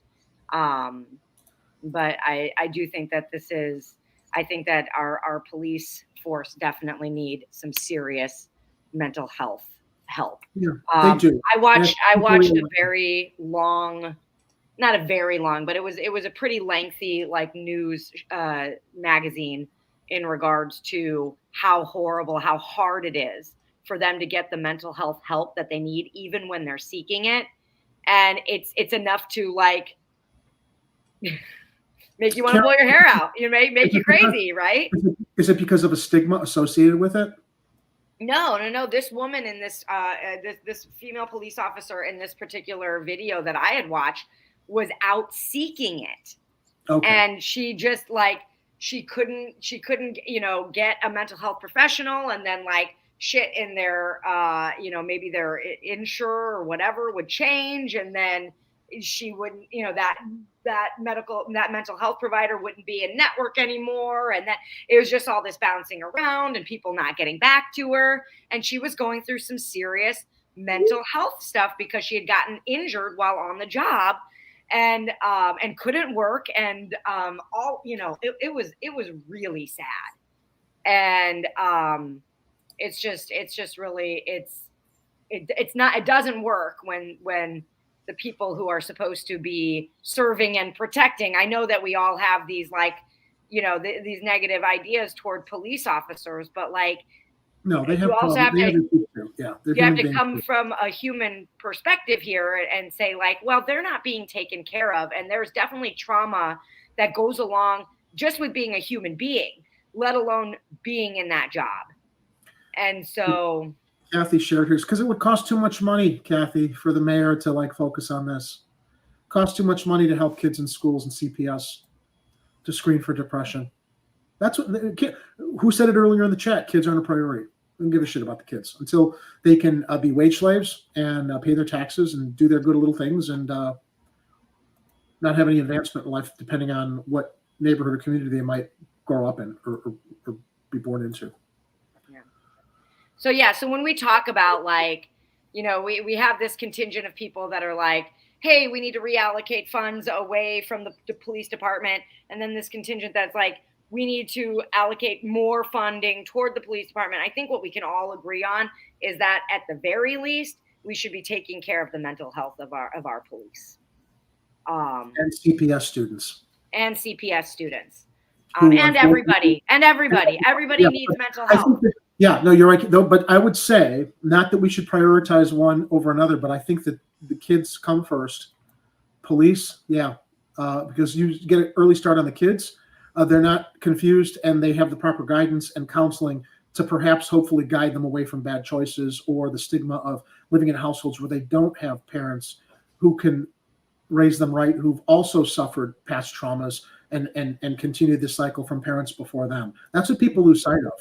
Well, and you want to think about it, like, it's not really about prioritizing groups of people. Everybody should have mental health because you can also say, well, you know, people who are victims of traumatic situations victimize other people, right? And so you have somebody who has power like police officers and they're being traumatized, you know, A, just in their lives because our lives are traumatizing, but B, on the job.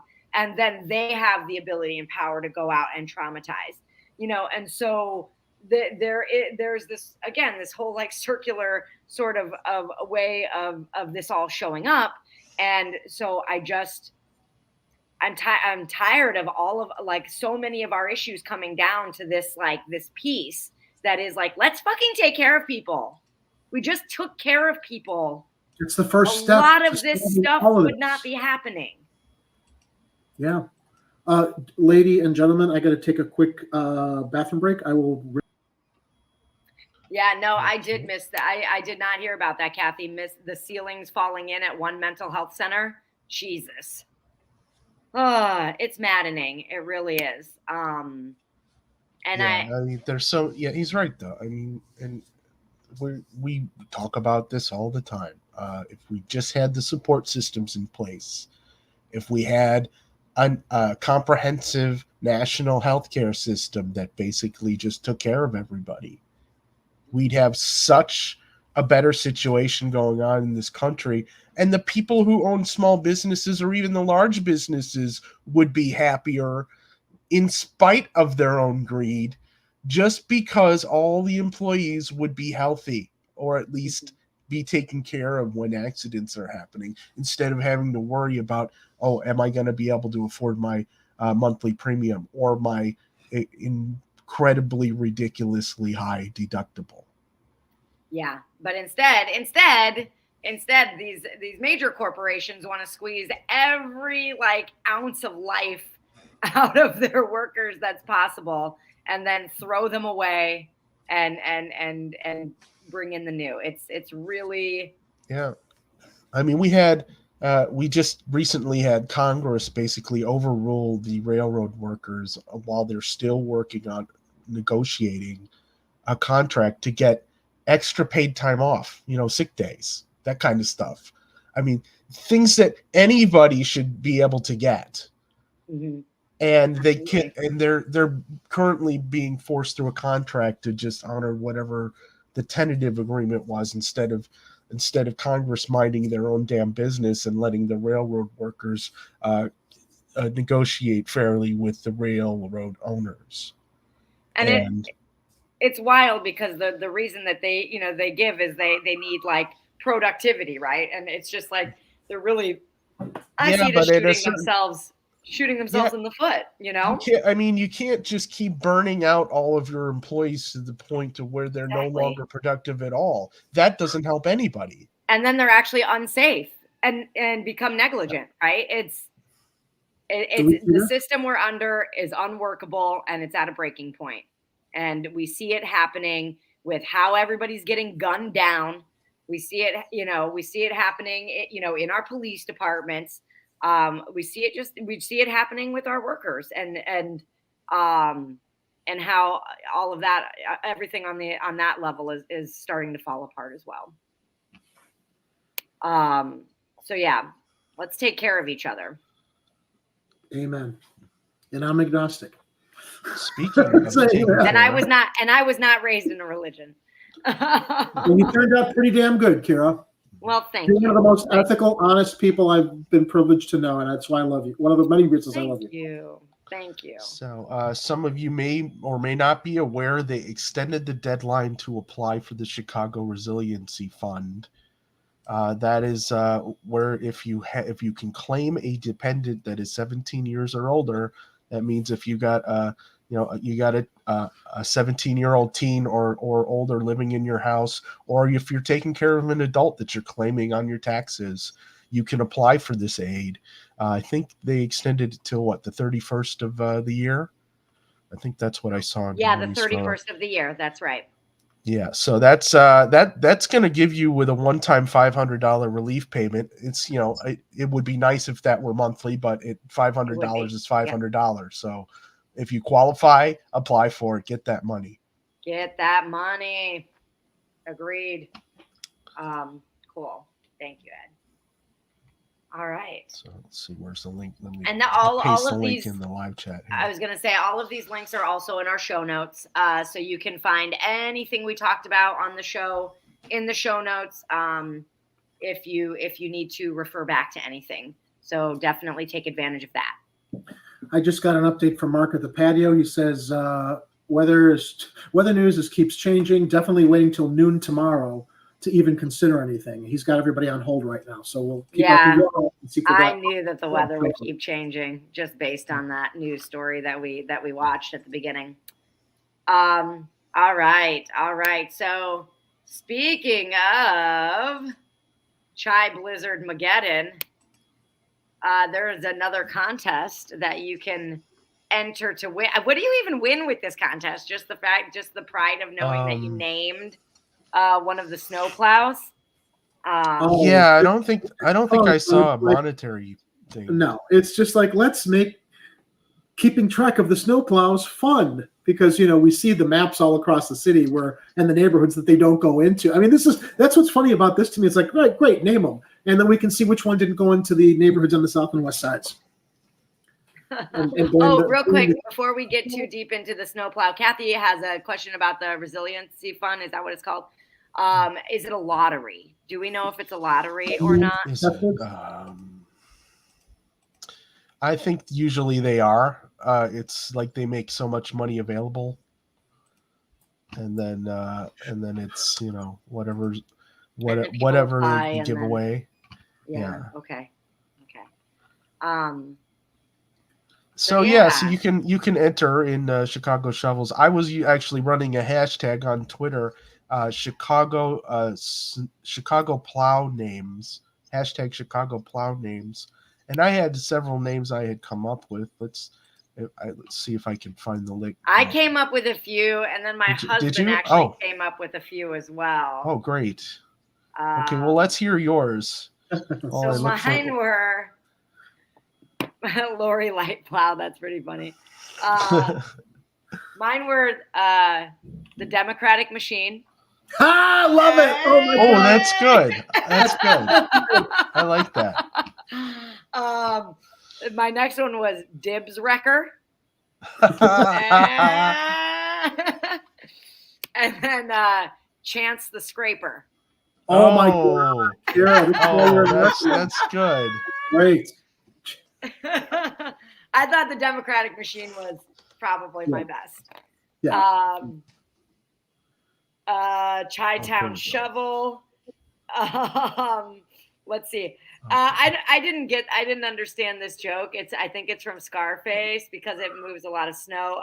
Tony Montana. Tony Montana, because he moves a lot of snow. Yeah, he moves a lot of snow. Yeah. Okay, yeah. All right. Mr. Plow is one he said. Snow Joe. Oh, Jane Burns Revenge. And then he said Cillian Shine after this poem. Let's see. I caught this morning's minion, Kingdom of Daylight's Dauphin, dapple dawn, drawn falcon in his riding of the rolling level underneath him, steady air and striding. Hi there, how he rung upon the rein of wimpling wing in his ecstasy, then off, forth, on swing. This is so something my husband would do. Give me a long ass fucking. That's a long name for a snowplow. No, it's Cillian something. Cillian Shine after this poem. So it goes on. I'm not going to read the whole thing. So okay, I got a list. If you're ready, I'm ready. Okay, the first one is for the snowplow is where is it?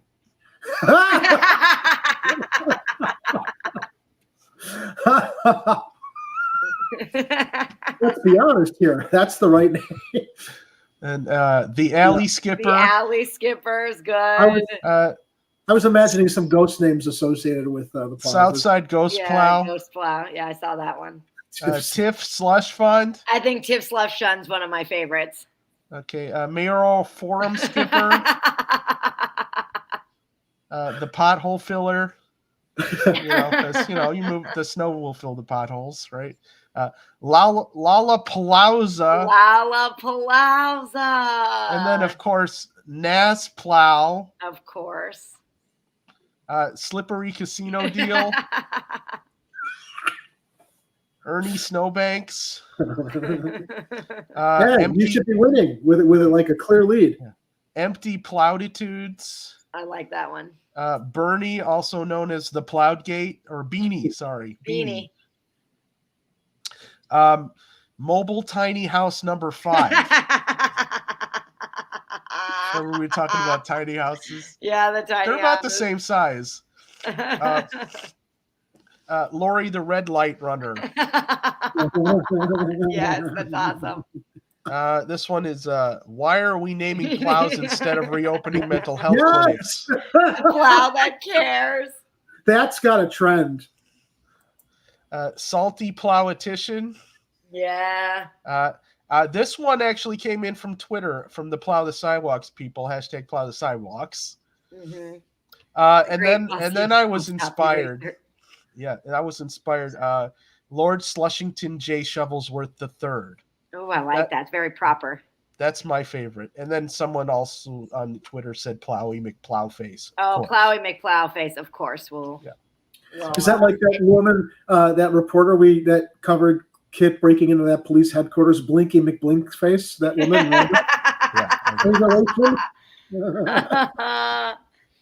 Oh man, yeah. I think you came up with some good ones, Ed. Yeah, I think we've got some clear winners there. I don't know why they haven't contacted you yet.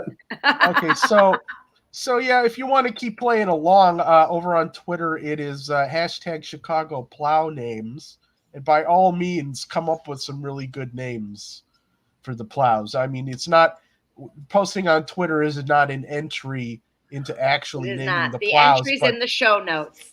But it'll make you feel better. Yes. Hopefully. Yes. But if you do want to enter a name, yeah, it's in the show notes. You can actually go in and enter to win and see if you can win the honor of naming a Chicago plow. And then they'll name you can the put plows that on your resume. And then they'll name the plows and they won't show up, so it won't matter anyway. But it was a fun contest. But it was a fun contest. Yes, Kathy. The alley avoider, yes. Mm-hmm.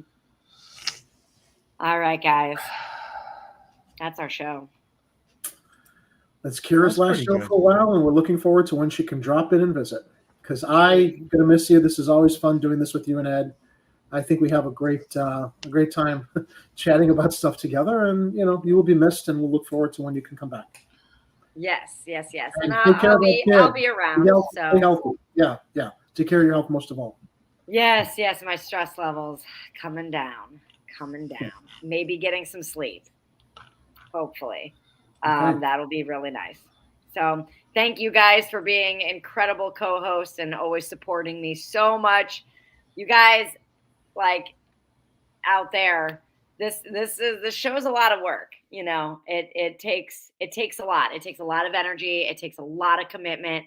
It takes a lot of just everything you got. And Jerry and Ed really bring it. And I really admire them, and they've been great co-hosts to me. They've supported me so much. We do have a Patreon, you know, and it is a huge help when you can actually give and support what it is we're trying to do over here, which is, you know, cover what's going on in the city, cover the things, ask the questions that you know, other outlets are unlikely to cover, are unlikely to ask. That's who we want to be for you. So I'll still be around. Like I said, I'll be more of a behind the scenes role, and yeah, and I look forward to having that role here, and seeing y'all in the live chat, because you'll see me there as well. So with that, I will bid you all adieu. We will hopefully see you at the Patio Theater, where I will be, and we will be live streaming on Friday, the 23rd. And stay warm, stay safe, take care of each other. Happy holidays, and we love you. See you later. Is that me gold? What the hell are you? I'm electric. That was for me. Thank you, Kathy. I appreciate it. Hey, everybody, it's the crew of Chicago Corner and Hard Lens Media. I'm Jerry. I'm Kira. I'm Kit and Ed. Be sure to join your crew at Chicago Corner and Hard Lens Media for our first annual food and toy drive at Patio Theater. That's 6008 Irving Park Road on December 23rd, starting at 5:30 p.m. Folks, this is a big event. It's our first time ever food and toy drive. We will be collecting shelf-stable canned food and new unwrapped toys to pass along to the Greater Chicago Food Depository and the Chai Gives Back Chicagoland Toy Drive. This is a chance to do good for the people living here in the city of Chicago. Plus, it's the holiday spirit, so if you don't got it, get it. And if you don't get it, go figure it out. We begin our live stream here in the lobby at 5:30 p.m. We will be greeting all of you good people that bring us canned food and toy donations. Make sure to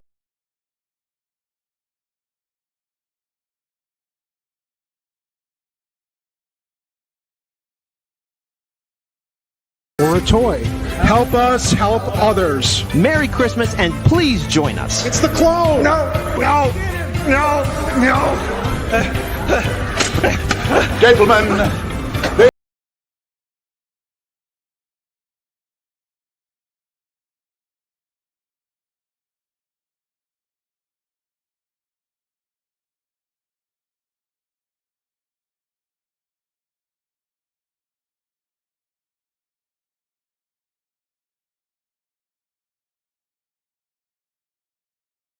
hand off my penis!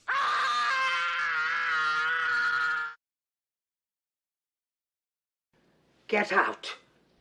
And don't come back until you've redeemed yourselves.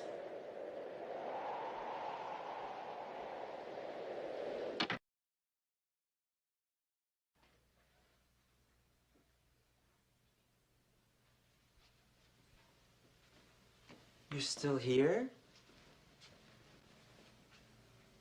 It's over. Go home.